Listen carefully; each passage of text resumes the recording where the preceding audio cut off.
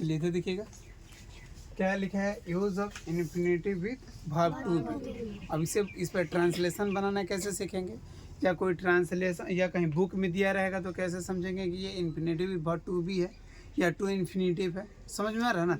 चलिए इसको हम हिंदी में पहले सीखते हैं, फिर उसके बाद इंग्लिश में आप ऑटोमेटिक समझ जाइएगा। क्या यदि हिंदी सेंटेंस के एंड में वाला रहता है, वाली रहता है या वाले रहते हैं, क्या रहता है, वाला, वाली, वाले के साथ साथ है रहेगा, हैन रहेगा, हो रहेगा, हूँ, था, थे, थी, गा, गे, गी रहता है, ता, था, को भी रहता है। क्या रहता है, को रहे तो इंग्लिश में जो सेंटेंस बनेगा किससे बनेगा, इन्फिनेटिव वर्ब टू बी से बनेगा। कोई दिक्कत? ये 3 काइंड्स के होते हैं। कितने काइंड्स के होते हैं? 3 काइंड्स। कौन कौन? Present, past, future. प्रेजेंट में क्या होता है, जो अभी चल रहा है। कोई दिक्कत? तो प्रेजेंट में हम इसका हिंदी टर्म देखें तो क्या होता है, हैन, हो, इसके अलावा होता है क्या, और इसके साथ किसका यूज करते हैं भाई, इज का करते हैं, आर का करते हैं, एम का करते हैं। इन तीनों के साथ क्या लगा देते हैं हम लोग, टू। इन तीनों के साथ क्या लगा देते हैं, टू। कोई दिक्कत बेटा?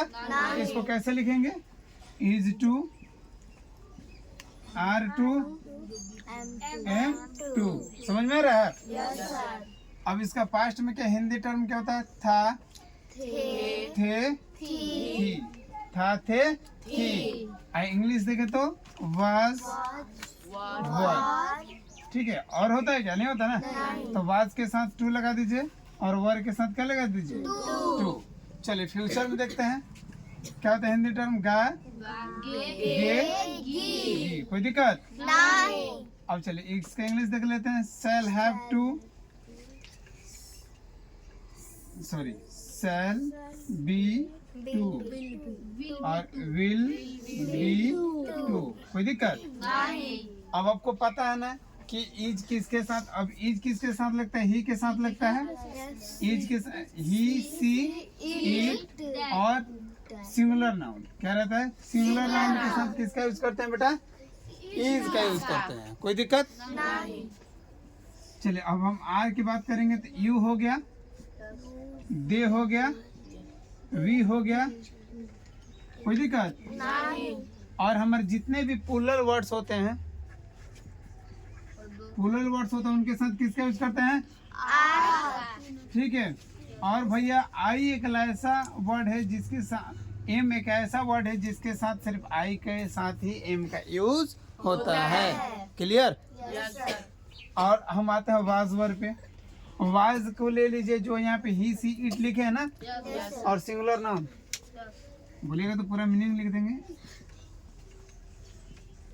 सिंगुलर। ठीक है। तो वाज का यूज किसके साथ, ही, सी, इट के साथ होता है। कोई दिक्कत? और वर का ले लेते हैं, यहाँ पे आ जाते हैं, यू, दे, वी। कोई दिक्कत? कोई दिक्कत नहीं है ना। अब आते हैं सेल का यूज किसके साथ करते हैं। तो हमारे पर्सन आप लोग को पढ़ाए थे बेटा, पर्सन 3 होता है, first person, second person, third person. तो फर्स्ट पर्सन में आता है एक आई आता है और एक क्या आता है, वी आता है। तो आई और वी के साथ सेल का प्रयोग करेंगे, बाकी सबके साथ किसका यूज करते हैं, विल का यूज करते हैं। कोई दिक्कत? चलो नोट डाउन कर लीजिए फटाफट।